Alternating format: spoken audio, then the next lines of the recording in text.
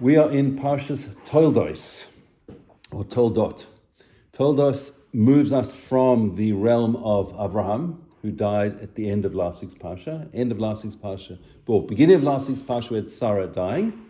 Towards the end, in Shishu, we have Abraham dying. And at the end of the Parsha, Yishmael dies. And this week's Parsha now moves along and says, Va'ela Toldos Yitzchak ben Abraham. These are the offspring of Yitzchak, the son of Abraham. Avram holid es Yitzchak. Avram bore Yitzchak. So what the Torah is telling us is that there is continuity here. We're moving from Abraham through Yitzchak, and we'll soon find out about what happened with Yitzchak's children. So Yitzchak, the Torah tells us, was 40 years old when he married Rivka. And she was, as we learned last week, we met her 2 weeks ago at the end of the Parsha of the Akedah, of the binding of Isaac. Rivka was born. She was the daughter of Basul, the Aramean, who came from Padan Aram, and the Torah tells us here that she was the sister of Lavan. Generally, we're not going to find out about a person's brothers at this point in time, because Lavan becomes our arch enemy, I guess you could call him, through the next few weeks' Parshas, because at the end of the sixth Parsha, Yaakov is forced to flee. We'll come back to that towards the end of the overview. And he goes to Lavan's house. And we'll discuss that, please God, in next week's Parsha. But Lavan plays a pivotal role, so much so that in the Seder night, we say that Lavan wanted to destroy us. One of the things we say in Seder night is Lavan wanted to destroy the Jewish people. Paro only wanted to kill the boys. Lavan wanted to kill all of us. That's for next week or 2 weeks' time. So Yitzchak is 40 when he gets married. He marries Rivka, who was brought last week when Eliezer was sent by Abraham to go to Padan Aram to find a wife for Yitzchak. He finds Rivka, and she comes back with Eliezer and marries Yitzchak, as we discussed last week. She's barren. Sarah, as we learned a few weeks ago, was barren. Rivka's barren, and we're going to learn that Rochel is barren as well. Leah had children straight away. But 3 of our 4 Emmaus were barren. And so they davened. It says that Yitzchak davened in the one corner and Rivka davened in the other corner so that she should have a child. The Torah says that Hashem allowed himself to, I'll just read the English, Hashem allowed himself to be entreated by him, and his wife Rivka conceived. In other words, Hashem accepted Yitzchak's prayer, not Rivka's prayer. Rashi there says, because Yitzchak is the son of a tzaddik, he's a tzaddik ben tzaddik, he's a righteous person, son of a righteous person, and Rivka is a tzaddikas bas Rasha, a righteous person, the daughter of a wicked person, Hashem listened to Yitzchak's prayer, not to hers. Now that contradicts a lot of things that we learn, because there are statements in the Gemara and other places that say that a Baal Tshuva, a person who does Tshuva and comes back to Hashem, can stand in a place where even a righteous person, we'll call it from birth. A from birth can't even stand in the same place that somebody who's a Baal Tshuva can stand. Because somebody who turns around their life is seen at such a high level, because to live one life and change yourself completely is an extremely high level. So surely Rivka, who's left this terrible life in Padan Aram and come and joined Abraham and Yitzchak in the family, surely her prayer should be answered. So one of the answers given, Midrash brings and Gemara brings in various places, but one of the answers brought is Yitzchak prayed that Hashem should listen to Rivka's prayer. So Hashem listened to Yitzchak's prayer that Rivka should have a child. There's various answers given, but he's answered, and she falls pregnant. And she feels this terrible feeling inside of her. They say every time it's brought down, every time she walked past a shul, whatever a shul was in those times, there were no Jewish people. But, there was Shem and Ava, and they had Beis Medrash, and Abraham taught many thousands of people. Every time she went past a good place, she felt this terrible tugging inside of her. And every time she went past a house of idol worship, she felt another terrible tugging inside of her, and she couldn't figure out what was going on. So the Torah says that she went to inquire of Hashem. She went to Shem, the son of Noach, to ask him, can you tell me what's going on? And he says, yep, you are having twins. And he says, you've got two nations inside of you in your womb. Two regimes are going to come out. They're going to be separated. And the might shall pass from one to the other. And the older one's going to serve the younger one. She's given a nevuah. She's going to have twins. And there's going to be contention between these twins. But the older one will serve the younger one. She doesn't tell anybody that she's having twins. She gets to her 9th month and has her children, and pop, 2 children popped out. And Torah says, wow, no, everyone's surprised. She knew. The first one, it was all emerged, all red and ruddy, Edom, and they called him Esav. He had a hairy mantle, so they called him Esav because of that. And his brother came on grabbing onto the heel of Esav. And the Hebrew word for heel is Yaakov. Well, the play on the words, Akev, Yaakov. Yaakov grabbed onto his heel. So he's called heel. Yaakov's name is basically the boy who's called heel. Yitzchak at this stage was 60 years old. Torah tells us there. And so therefore they'd been married for 20 years. So they'd been davening for a long time. They grew up, and Yitzchak became a man of the field. Esav became a man of the field. He used to trap animals. And Yaakov, it's called Ish Tam Yoshev Ohalim. He was a complete, wholesome young man who lived in tents. In other words, he was interested in learning Torah. The two of them used to sit and study with their father. And then at some point in time, Esav started going out and doing things. And they grew up. And Esav was out one day, and Yaakov was making a stew, a red stew of lentils. And we learned, it's brought down that this was the day that Avraham had died. Avraham died, as we learned last week, at age 175. He should have lived till 180, but Hashem cut 5 years off his life because Hashem didn't want him to see Esav turning the way he turned. The day that their father, the boy's father, was sitting Shiva for their grandfather was the day that Esav went out and committed various different averas. He comes back, the Torah says he came back from the field, he was exhausted, and Esav said, throw some of that red stuff down my throat. He was just completely uncouth, and it was just, he needed that red stuff. This stew. So Yaakov said to him, okay. Now he was cooking lentils for his father. It's a morning meal. Today we have bagels and eggs symbolizing roundness, continuation of life. Lentils are the same thing. So that was the custom then. And Yaakov says to him, okay, you don't care about certain things. Sell me your birthright. You're the firstborn. You're not interested in these kind of things. You're interested in hunting. You sell me your birthright, and for that you can have this food. And Esav agreed. And he says, what am I going to do with the birthright? I'm in this world. You're in the next world. The birthright's the next world. Don't worry about it. Just to go back, I just left one thing out, which is crucial for the rest of the Parsha. When it says that Esav was a trapper and he used to go hunting, man of the field, it says that Yitzchak loved Esav, and Rivka loved Yaakov. And that is very important for the end of the Parsha. So he sells him the birthright. He swore to him that day, sold him the birthright. Yaakov gave Esav this bread and this lentil stew. He ate and he drank and he got up and left because he had spurned the birthright. He was not interested. He felt that he was about this world, and let's just do everything we can in this world. The next world doesn't count. Eat, drink, and be merry, because the day you die, you're going to be buried, and that's it. And Yaakov was about, no, everything I do in this world is for the next world. And everything I do is for Hashem, and I need to do things with the right intentions.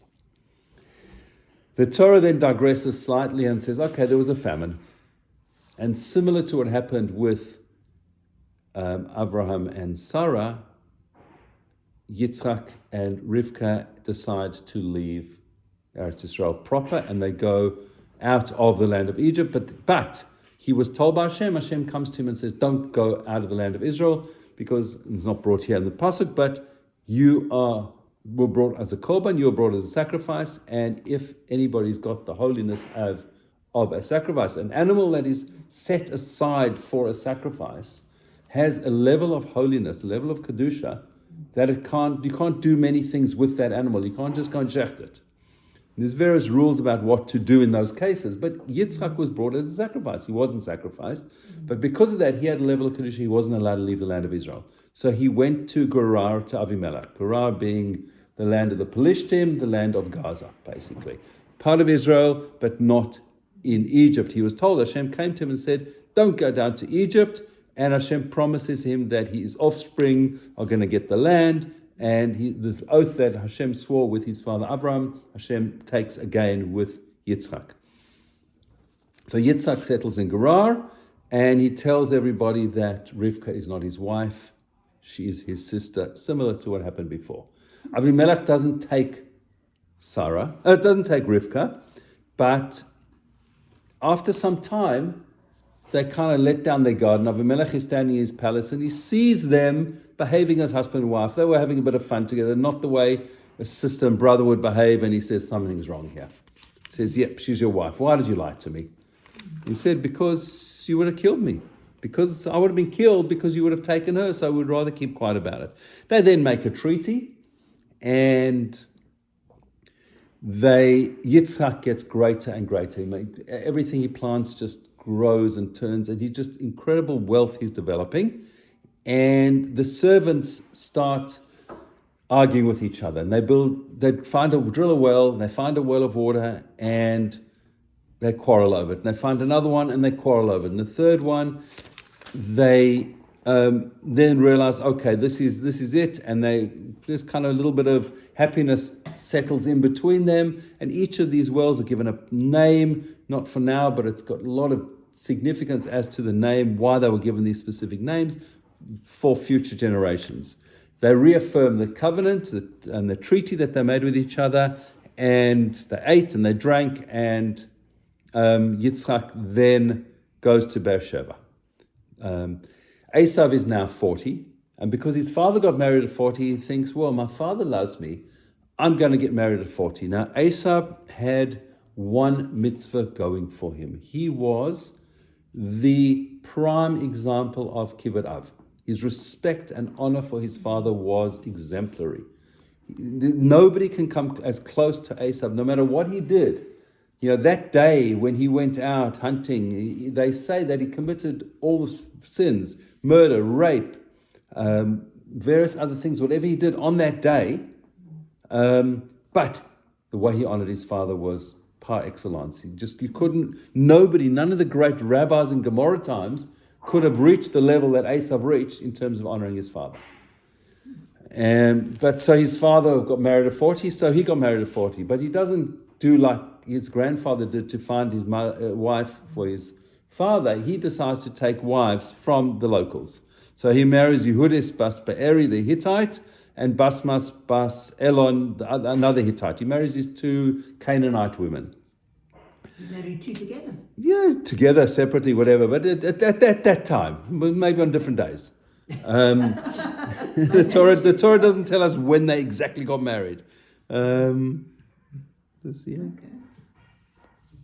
Two's better than one.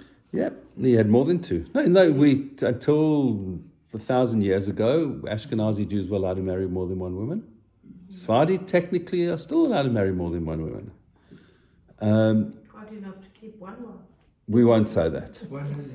Okay, so it says that the problem is Vatiyena Meiras Ruach LeYitzchak LeRivka. These women were a source of terrible spiritual rebellion in the house. You had these women who came in. They were idol worshippers. And Yitzchak and Rivka had major problems with these women. Yitzchak is now getting old. And it says that his eyes were dimmed from seeing. He was going blind. One of the reasons, a couple of reasons brought down for it. One is, from the previous verse, that these women were a contention for him. They burnt incense to idolatry in the house, and that affected Yitzchak's eyes terribly. No, so that's my problem. They also, it's not your problem. Hopefully you're not burning insects to idols. So, it didn't affect Rivka as much as it affected Yitzchak physically, because Rivka grew up with that. She grew up with idolatry in her father's house, so she knew what that was like. As a little girl, she was exposed to it. Yitzchak is only exposed to Avram and Sarah. He was brought as a korban. It's also brought down that when he was on the Akedah, he was bound on the Akedah, the angels were so upset that they cried, whatever this means. And some of their tears dropped into his eyes, and so his eyesight diminished over time. But he was going blind. Yitzchak was getting old, and his eyes had dimmed, and he decided it's time to give a bracha. Now remember, Yitzchak loved Esav. So he calls Esav in. Esav's the firstborn. And he says to Esav, it's time for me to hand over the mantle to you. I'm old. I know the day of death's sharpening. Go out and shecht for me and bring me 2 goats that I love to eat. He says, sharpen, if you please, your gear, your sword and your bow. Go in the field and hunt game for me. Make delicacies such as I love and bring it to me so I'll eat it, that my soul may bless you. Now, Yitzchak is a great Talmid Chacham. He's the great rabbi of his time. He's the only rabbi of his time. And I know from watching Rabbonim eat, they don't salivate over food. They're not interested in going to the top restaurants. It's not something that, we hear of people in our times. Rav Steinman Zatzal, he died a couple of years ago. He used to eat boiled potatoes and a bit of soup and maybe kreplach, whatever, but very basic, simple meal. Food is something that's needed to sustain us. It's not something that we need to go out and eat the best cuisine imaginable. Certainly not at the level of a Yitzchak Avinu. And what is Yitzchak saying? Just bring me these delicacies that I love, and this food is so special to me. Yitzchak knew that with this ability that Esav had to honor him. Esav was, as I said, the kibbut avayim was his best thing. He honored his father so much. And so with that, he put his full koiches into the mitzvah of honoring his father. Then that mitzvah will come through the food, and the food will elevate his neshama, and he'll be able to bless him fully. That seems to be what Yitzchak's intention was there. Clearly, we can't read into it that Yitzchak was interested in going to the number 1 Michelin restaurant in the world. Yitzchak had no interest in that whatsoever. Now, Rivka's listening, and Rivka knows what's going on. Remember, Rivka's got a prophecy from Shem that she's going to have 2 children. They're going to contend with each other. The younger one's going to serve the older one. But hang on, if Yitzchak is going to bless Esav, because the original thought was they knew there were going to be 4 sets of Avos and Emos. The thought was it's going to be Avram, Yitzchak, Esav, Yaakov, Sarah, Rivka, Leah, Rachel, and Esav was going to marry Leah. Next week, you're going to see that Leah used to cry. She sat there crying, in fact, so much so that her eyelashes fell out because everybody said, you're going to marry Esav. Esav went off. And so Rivka's now saying, hang on, this is not good. I can't have my husband giving the brachas to Esav because Esav's off the derech. Yitzchak was blinded, pun intended, to Esav's kibbut av, couldn't see so well that Esav was doing the negativity. Yitzchak was only trying his hardest to make sure Esav stayed on the path and didn't veer off. So Rivka says, okay, this is no good. She says, Esav's gone to the field to go and hunt. I'm going to get Yaakov to take some animals into his father, and he will, in quotes, very big quotes, steal the brachas. Because Yitzchak intended these brachas to go to Esav, Yaakov is going to get the brachas instead. And so she says to Yaakov, I heard your father speaking to your brother Esav, telling him, bring me some game, make me delicacies to eat, and I'm going to bless you in the presence of Hashem before I die. So she says, now my son, heed my voice, that I command you, go now to the flock, fetch me from them 2 choice young goats, I'll make delicacies that your father loves, then bring them to your father, he's going to eat, and he's going to bless you before he dies. Yaakov says, hold on, mummy, this is not on, you can't do this, hang on, I'm not my brother, he's a hairy man, I'm smooth-skinned. And what happens if my father feels me, and then I become a mockery, I'm truth. Remember, Yaakov lived in tents. Yaakov, we know, his main midah in life, the way he lived his life was emes, was truth. Yaakov was all about truth. How can I lie to my father and say that I am your son Esav? I'm not. He's hairy, I'm not. Oh, it'll be a mockery. I'm going to bring a curse rather than a blessing. So his mother said to him, no, the curse is going to be on me. This is all on me. Don't worry about it. Just do what I tell you. Fetch this for me. And he went and he brought it for her. She made him delicacies that his father loved. She then took, now I'll just read these English words. Rebecca then took her older son Esav's clean garments, which were with her in the house, clothed Yaakov her young son. With the skins of the kid goats she covered his arms and his smooth-skinned neck. She placed the delicacies and the bread which she had made into the hand of her son Yaakov. So she took clean garments, which she had with her, which were Esav's, and gave them to Yaakov, put goat skin on Yaakov, and then Yaakov was sent in with the food. I want to come back to that whole concept of garments afterwards. So just hold on to that thought that about what was all this business about these garments and the goat skins and all of these things. So Yaakov goes into his father and he says, Father, he says, Pasuk 18, Vayavo el aviv vayomer avi. He comes to his father and he says, Avi, father, vayomer hineni. He says, here I am. Mi ata bani, who are you, my son? He says, remember, Yitzchak is going blind. He can't see clearly who it is. He says, Vayomer Yaakov, Yaakov says, El Aviv, to his father, Anochi Esav b'chercha asisi asher dibarta elai, kumnash, etc. He says, I'll just translate that directly and then we'll come back to how it's translated by the rabbis. Yitzchak said to him, how is it, here I am. And so he says, here I am. Who are you, my son? Yaakov says to his father, it is I, Esav, your firstborn. I've done as you told me. Rise up, please sit and eat my game, so that your soul may bless me. And now Yaakov has just lied. He says, I'm Esav. And Yaakov cannot lie. Titen emes Yaakov. We give truth to Yaakov. Everything about Yaakov is truth. He can't lie. So the rabbi says it just depends where you put the comma. He says, it's I. Esav is your firstborn. You just play a little tiny play on words. You see a sign that says, beware of sharks, no swimming. Beware of sharks, no swimming allowed. Depends where you put the comma. Now don't go and swim with the sharks, but it just depends where you put a comma. So Yitzhak then says, well, hang on, how were you so quick? I sent you out, you came back. So he says, because Hashem, your God, arranged it for me. Yitzhak said, Yitzhak's now getting a little bit suspicious or very suspicious. He says, just come close, I want to feel you. I want to see if you really are Esav.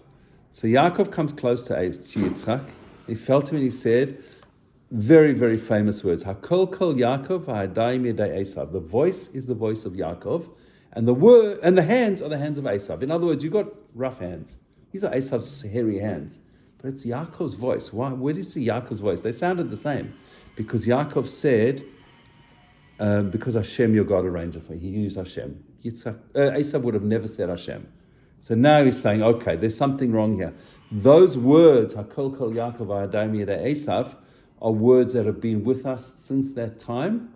When we behave in the way of Yaakov with our voice, then Esav is quiet. When we don't behave like Yaakov, when we don't behave like we should, when we do the wrong thing, then the Yadayim Yada Esav, Esav's hands, his sword, his spear, his guns, his whatever, attack us. We'll come back to who Esav is in our times.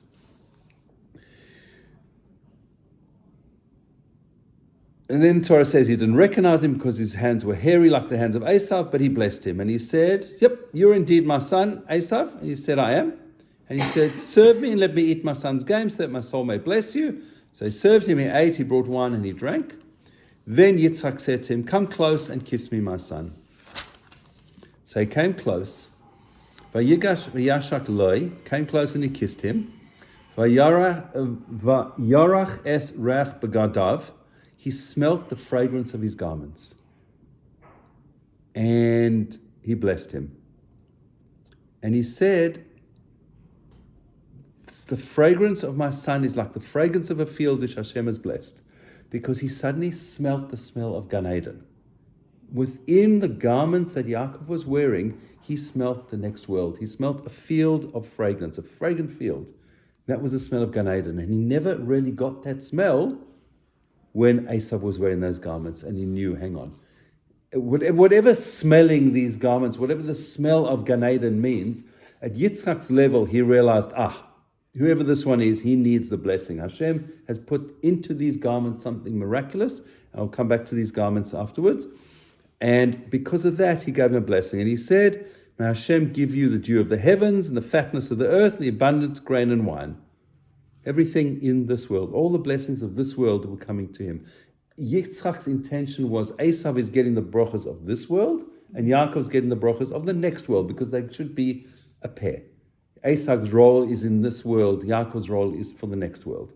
But Yaakov came and got the brachas of this world as well. He says, people will serve you, regimes will prostrate themselves to you, be a lord to your kinsmen, your mother's sons will prostrate themselves to you.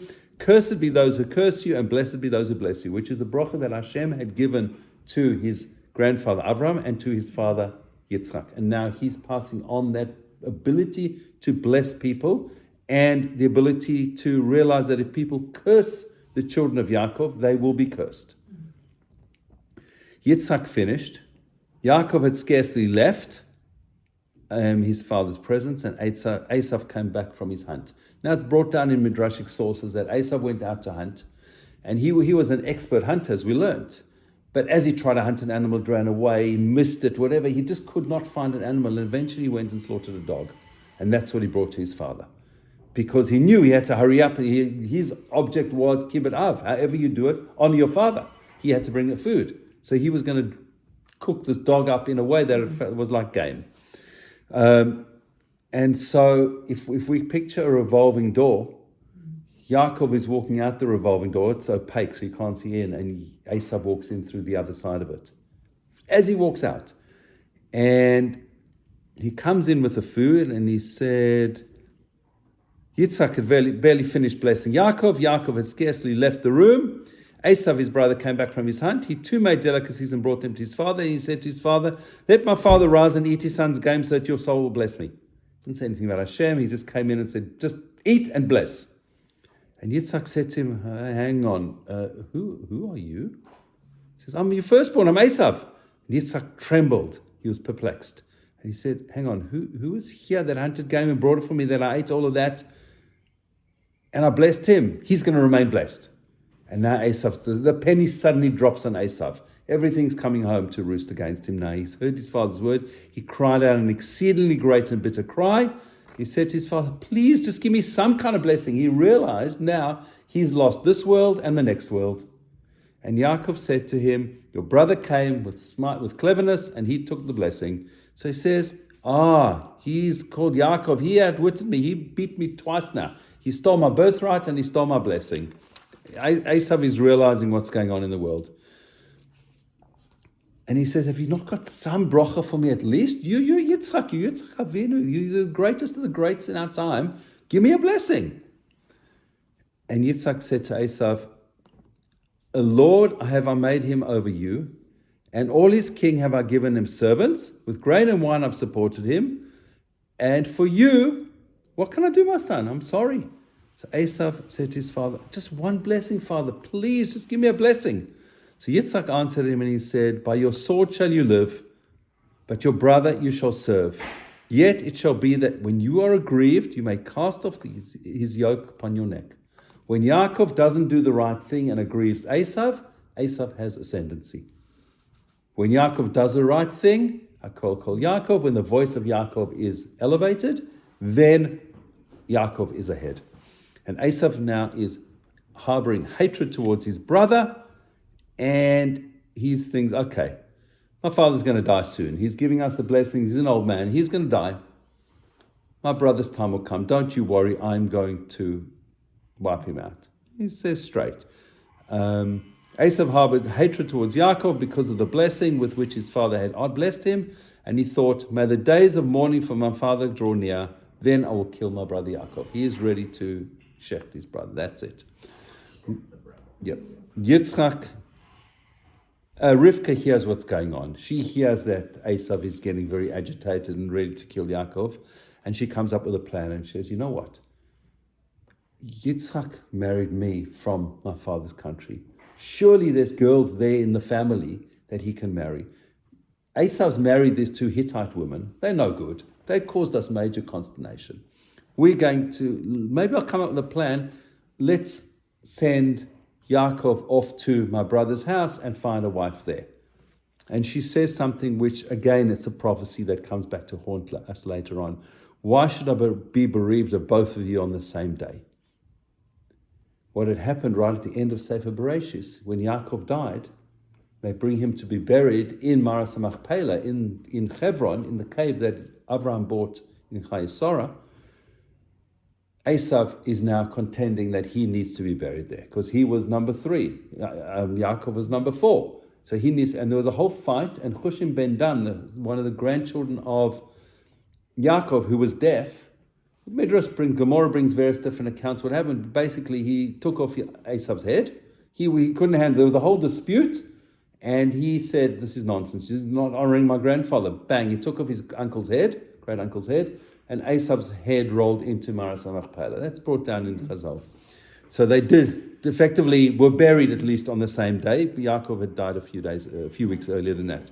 So Rivka then says to her husband Yitzchak, "Listen, I can't handle these women, these local women in the house. They're causing us major problems. Please send Yaakov to take a wife from the daughters of my land." And so Yitzhak calls Yaakov in, he instructs him, he says, "Don't take a wife of the Canaanite women. Go to Paddan Aram, to Basul, your father's house, and take a wife from there. And may Hashem bless you, and they may be fruitful and numerous, and become a congregation of people. May He grant you blessing of Abraham to your offspring with you. May you possess the land of your sojourns, which Hashem gave to Avram." In other words, Yitzchak is now giving the land that Hashem gave to Avram and to Yitzchak to Yaakov. The land of Israel is now being given to the Jewish people. This is the continuation of this whole blessing that Hashem gave to Avram, to Yitzchak, and now to Yaakov. So Yitzchak sends Yaakov away towards Paddan Aram to Lavan, the son of Basul, the Aramean, the brother of Rivka, the mother of Yaakov and Esav. The whole genealogy is brought there. And the Parsha ends Yitzchak has blessed Yaakov. Esav sees this and sent him to take a wife. So he figured, okay, so obviously there's a problem with my wives. I'm going to take another wife. And who does he take? He takes Machlas, the daughter of Ishmael, son of Abraham, as a wife, as a third wife. So he gets married to somebody else, who's in the family, so to speak, because Ishmael we know at the end of last week's Parsha, where we learnt out how the Torah describes Sarah's life as 100 years and 20 years and 7 years, and Avram's life as 100 years and 70 years and 5 years. There's 3 different things. It does the same thing for Ishmael, 100 years and 30 years and 7 years, I think it was. And so then we learned from that Ishmael did tshuva. So if Ishmael's done tshuva, then he says, okay, then I can take a wife from Ishmael's children, and he takes a child of, or grandchild of, Ishmael as his third wife. And that ends the Parsha. The Parsha of the brocha that we get from Hashem, that Yaakov will be blessed in next week's Parsha fully, directly from Hashem, but this is passing on the brocha from Hashem to Abraham, to Yitzchak to Yaakov. This whole brocha. Now the question in here which I raised is all about garments. What is the story about smelling the garments and smelling Gan Eden? And why is it plays such a big role? Because when he smelt the garments is only when he blessed him. So let's start with saying, what were these garments? So Chazal tell us, the rabbis of the Midrash tell us that the Torah tells us that Adam and Chava were clothed with garments by Hashem. After the sin, Hashem gave them garments. These were, I don't want to use the word magical, they were miraculous, they were spiritual garments. They were physical garments, but they had incredible spirituality in them. And Hashem created them. They were garments of light, it was brought down. Garments of skin, but they came with a similar word. There's a slight difference in the letters, but the garments that Hashem gave to Adam HaRishon as him and Chava had created the sin. They were incredibly divine, spiritual garments. Adam passed these garments on to Noach, passing on that lineage, because we learned there were 10 generations from Adam to Noach, and Noach was the only one in his time who kept connection to Hashem, and therefore he deserved to get these garments. These garments were then passed down or stolen from Noach by his son Ham. Ham was the one who was cursed. And they landed up in the hands of Nimrod. Nimrod became, we've discussed him before, he was the main king in the world. He was responsible for building of the Tower of Babel. He was the primary idol worshipper of his time. He was the one who tried to kill Abraham and put him into a fiery furnace. Terrible, terrible person. And he used these garments to put fear into people because they were mystical garments. And therefore people would feel that he was a god. And so he has this godlike figure called Nimrod who's got these garments. Esav, one of the people Esav killed, brought down in Midrash, was Nimrod. And when he killed Nimrod, he stole the garments from him. And he took those garments and he decided, well, he can't leave the garments with his wives in their house because they are idol worshippers. He's got to leave these mystical garments with his mother. And that's the source in the Torah that says that Esav had left the garments, the clean garments with his mother. These were the garments that she put on Yaakov because they knew that these garments had incredible mystical powers. Hence, Yitzchak could smell when he walked in, oh, they're mystical garments. I can smell Hashem in the next world, Gan Eden. This is coming through.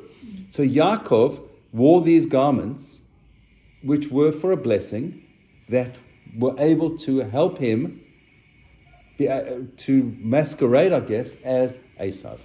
The other thing that's learned out, Rashi brings, I think it's Rashi brings there, that when he says that he smelt him, he says, Reach begadav, the smell of the garments, we can read the word begadav as boigdav, as traitors. He could smell the traitors in the Jewish world going through all the generations. He had nevuah, he had a prophecy to see throughout the generation, and he could smell there were going to be traitors in the Jewish people going forward. There's going to be people who can do the wrong thing, go against the Jews.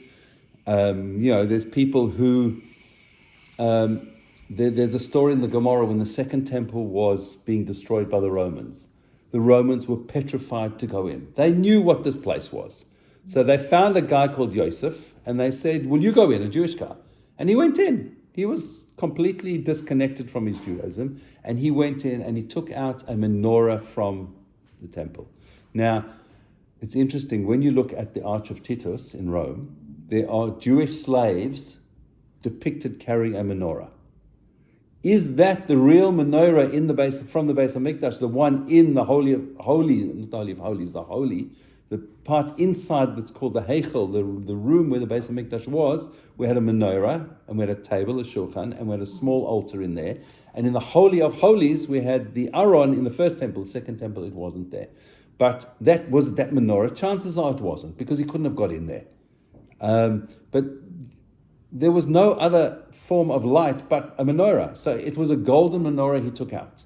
And the Romans said to him, okay, this is not for you. You're a commoner. Commoners don't need the gold fancy menorah. You go in there, take out whatever you want. And he said, hang on, I've already angered God. He suddenly clicked. His Jewish neshama just woke up and he said, no, there's no ways I'm going back in there. The Romans then plundered the temple and they did various terrible, terrible things. The only reason they could go in at that point was Hashem's Shekhinah, Hashem's presence, had left. Because Hashem's presence was so strong in the temple, even in the second temple, that in the second temple, once a year, the Kohen Gadol went into the Holy of Holies on Yom Kippur. He went in there a few times in the day. It was the only time anybody went in there. Other people went in to maintain it, to clean it. They were hoisted down with ropes from the top. You couldn't walk in there.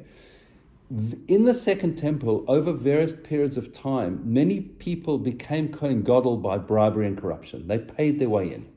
And it says that chances are they wouldn't. If they were not honest and didn't do things properly, they died.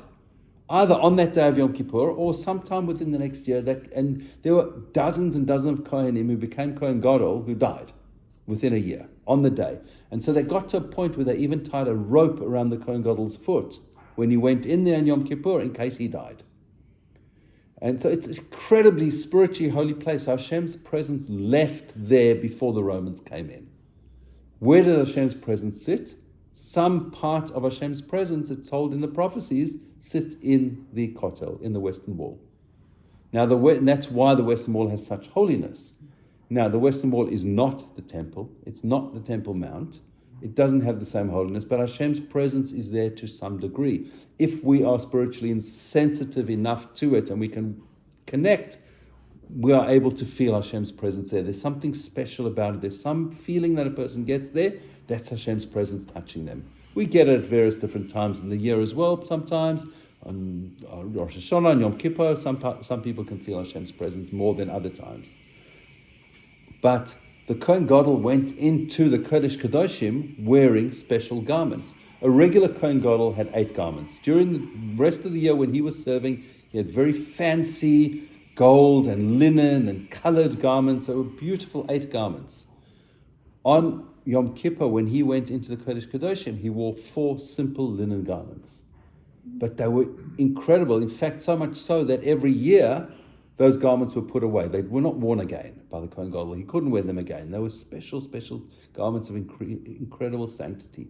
Now, what is this thing about garments that play such a pivotal role in everything? So what I want to talk a little bit about is the clothes we wear. I think there's an expression, how does it go? We are what we wear, or that we are what we eat. Clothing maketh the man, I think Shakespeare or somebody might have said. I don't know who it was. But so I just want to flip the coin a little bit and just talk about something connected to garments. Through my working life, I used to go to work with a tie and a jacket and a suit, and that was the norm. Everybody wore a suit to work, except if you worked in, I don't know, a factory or in marketing maybe, in advertising, then you wore a polo neck or something. But there was a way of dress. It was a common way of dress. What has happened is people have gone to more and more and more casual clothes. I think Kennedy, let's speak about President Kennedy. Before the show, we're talking about people that come JFK for shul, just for Kiddush. JFK, the original, was the first American president not to wear a hat. Before that, they wore hats. There was formality. And look what happened around Kennedy's time with the way people dress. Sneers went out. Everybody used to dress sneers until the 60s. And that went out the window. It was the advent of the miniskirt and whatever else. Forget about what's worn in our times. But and so we look at life has become far more informal. But has that affected us in a way that we are not behaving the way we should? I'm leaving these as questions. I'm not here to give answers for these things. Just thought-provoking type questions. So there's been recent studies. I did a bit of a play around online yesterday.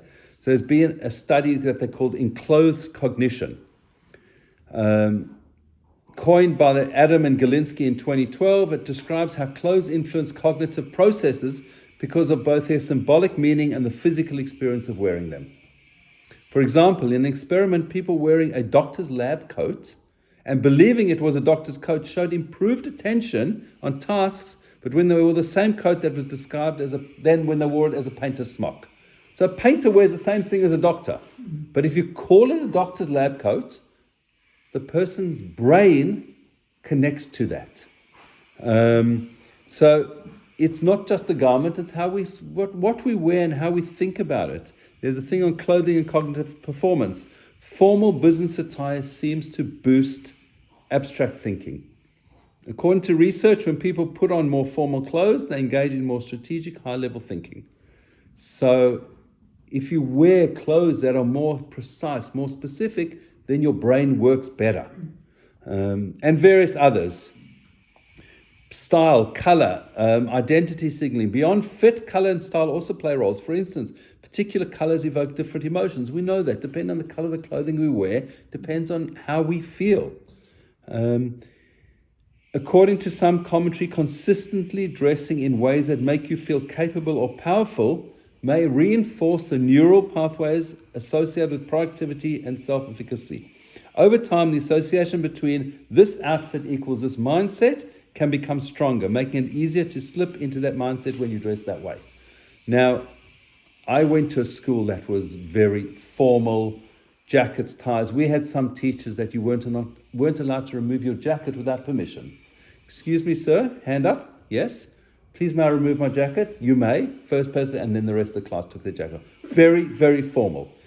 I went back to that school a few years ago, and about 2 years ago, and I walked through. It was afternoon, sports were going on. Every boy I saw, if he was sitting down, stood up and said, "Good afternoon, sir." The primary school kids were still wearing caps, doffed their cap. "Good afternoon, sir." Every single kid I saw, bar none.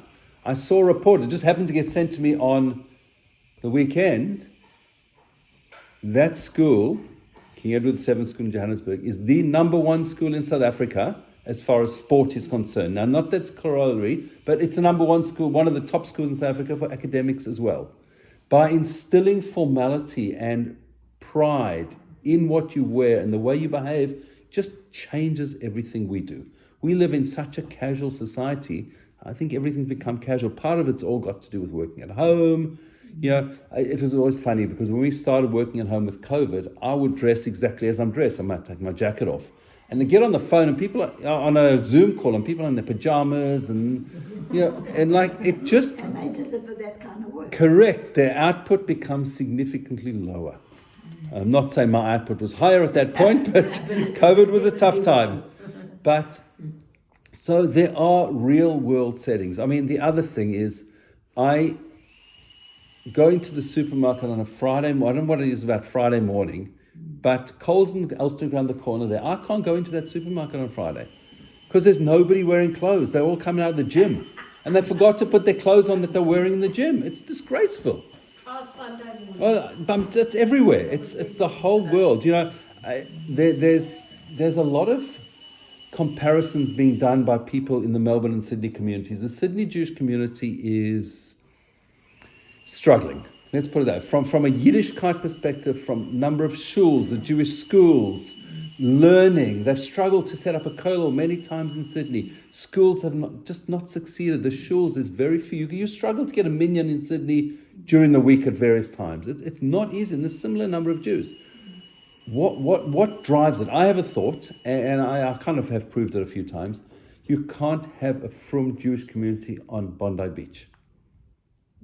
Because the whole thought processes and what goes on around there are around beach culture, not shul culture. So I'm attracted on a Shabbos morning, I wake up and I'm walking to shul, and I see groups of people with their no clothes on, towel over their shoulder, going to the beach.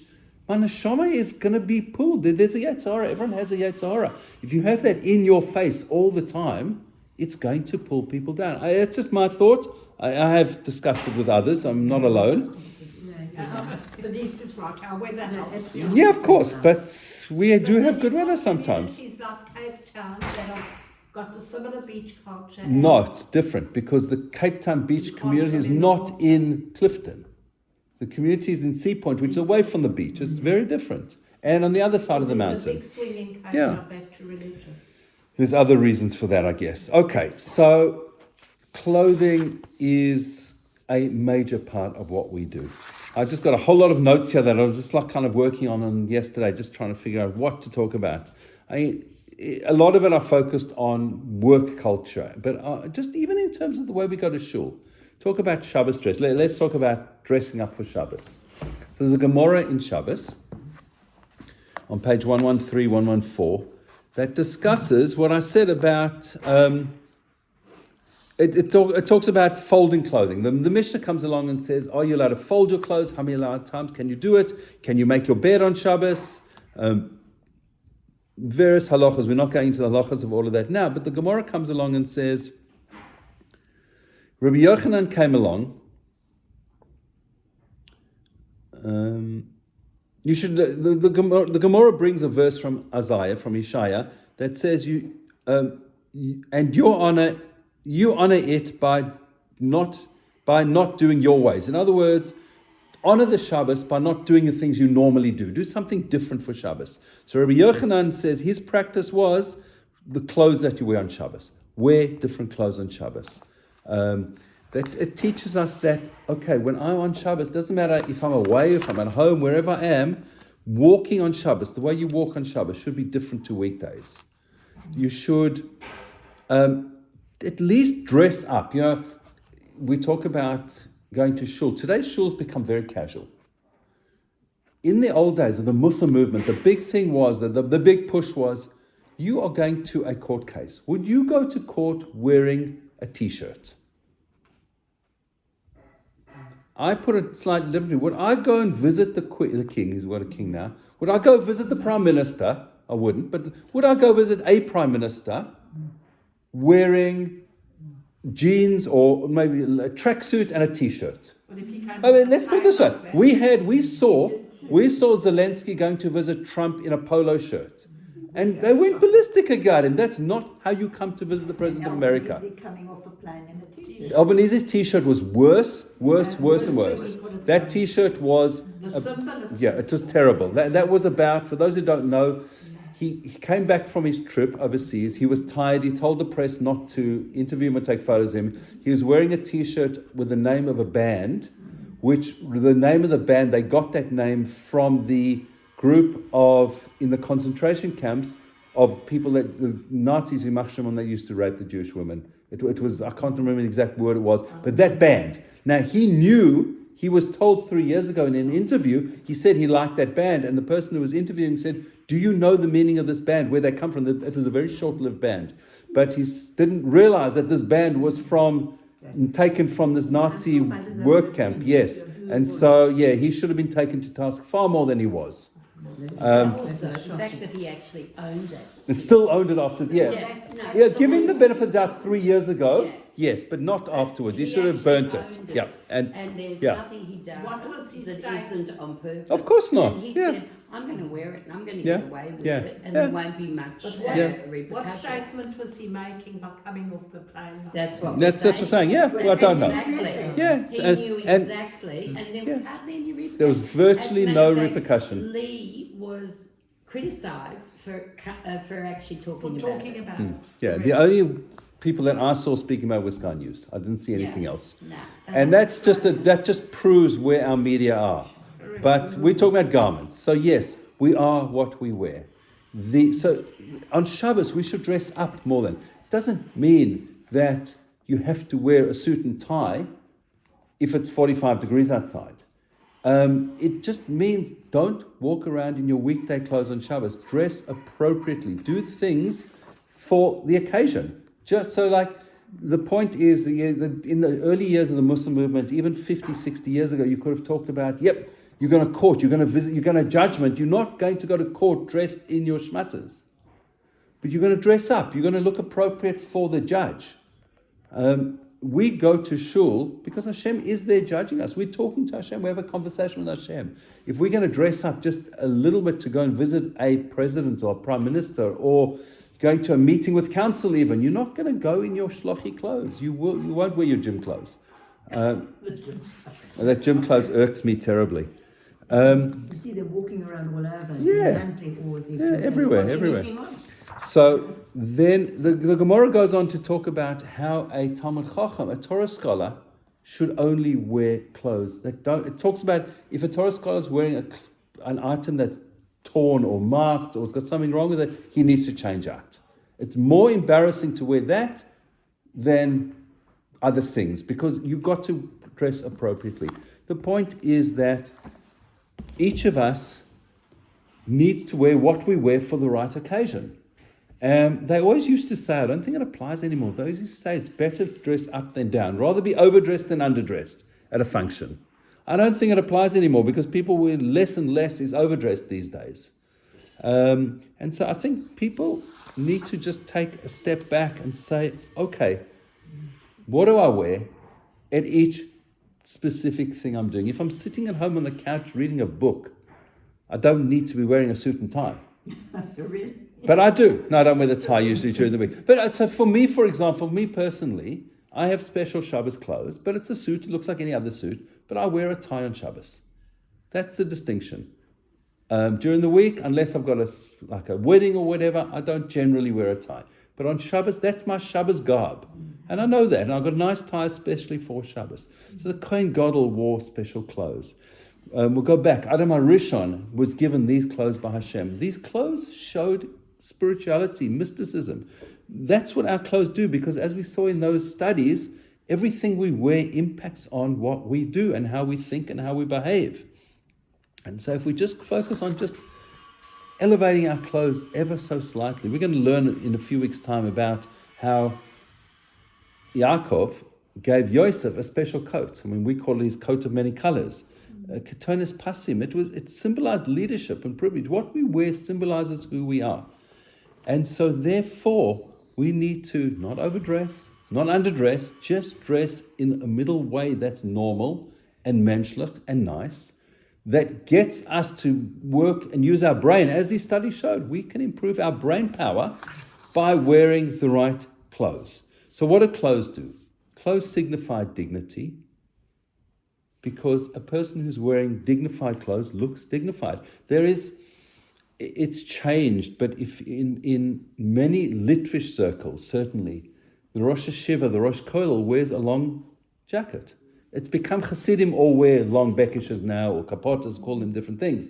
But if you see a Litvish rabbi walking with a long coat, you know that person is a very learned person. Means he's on a big based in, he's a Rosh Hashiva, he's a head of a community. There's a distinction. You know who you're looking at. And when you talk to that person, I don't address those rabbis in the second, like you. You're like, if I'm talking to Rosh Kollel, and I ask the Rosh Kollel a question, please may I ask the Rosh Kollel a question? It's all in the third person, because it just shows a little bit of honor and a little bit of respect beyond what's normal. That doesn't happen in most of the world today. But there are still little bastions of it that have these things. As we said, clothing shapes our mindset, our behavior, our cognition, the way we deal with things, the way we process things can come from what we wear. Obviously, whatever a person wears, uniforms identify a role. Just back on uniforms, when I first came to Australia, coming from South Africa where uniforms were the standard and everybody wore the same uniform. You went to a school, I saw people going to schools here. I was like, they're all wearing uniforms, but they were all different. They were not uniform. But be that as it may. Well, that's how it used to be here. Yeah, it changed. Exactly. And things got less and less. You weren't wearing your gloves, your hat. Yep. And even the right underwear. Yes. And your fingernails had to be the right length and inspections and everything, yes. America, the lack of discipline was because of that was my next point. I wasn't going to discuss America, but my next point is we can see how the younger generation today has lost respect across the board. I mean, the crime wave in Melbourne amongst the youth right now is probably part of it. It's got some kind of, the other part of it is our lack of appropriate government who can't control it. But the point is to get that middle ground, because if we go too far and you get too formal, walk into with the top hat and tails to a function, you're going to have your ego, I'm the big guy, I'm big macha. No, we need to be dignified, clean, appropriate. And if we can dress like that, then we can elevate ourselves to a level that we can connect to Hashem, we can get the Torah, because at the end of the day, we need to improve our brains so that we can concentrate on what we're doing, so we can find where's Hashem in everything we do. We should all find Hashem speedily.